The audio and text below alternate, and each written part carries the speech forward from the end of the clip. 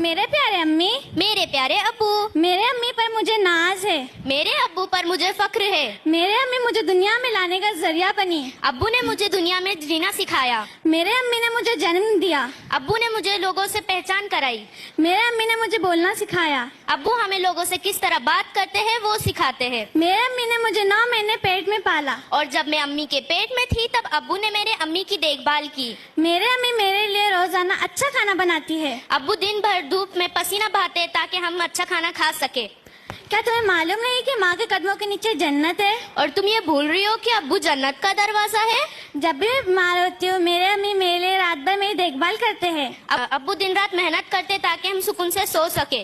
تم کہو یا نہ کہو، ماں کا درجہ سب سے بڑا اور بلند ہے۔ نہیں، ابو کا ہی مرتبہ بلند ہوتا ہے۔ نہیں، تمہیں ایک حدیث بتاتی جس سے تمہیں سمجھ جائے گا کہ امی اور ابو میں سے کس کا مرتبہ سب سے بڑا اور بلند ہے۔ اچھا بتاؤ۔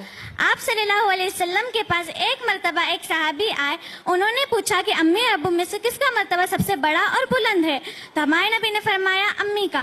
وہی صحابی نے دوسری بار وہی سوال ہمارے نبی سے پوچھا، تو ہمارے نبی نے فرمایا امی کا۔ تیسری بار وہی سوال صحابی نے ہمارے نبی سے پوچھا کہ کس کا مرتبہ سب سے بڑا اور بلند ہے، تو ہمارے نبی نے فرمایا امی کا۔ جب چوتھی بار صحابی نے وہی سوال کیا کہ امی اور ابو میں سے کس کا مرتبہ سب سے بڑا اور بلند ہے، تو ہمارے نبی نے فرمایا ابو کا۔ اس حدیث سے ہمیں پتہ چلتا ہے کہ امی اور ابو میں سب سے بڑا مرتبہ امی کا ہے۔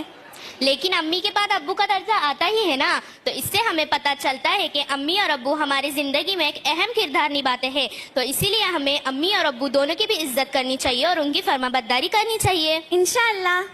کیوں نہ افشا آج ہم اپنے امی ابو کا شکریہ ادا کریں؟ جی بالکل۔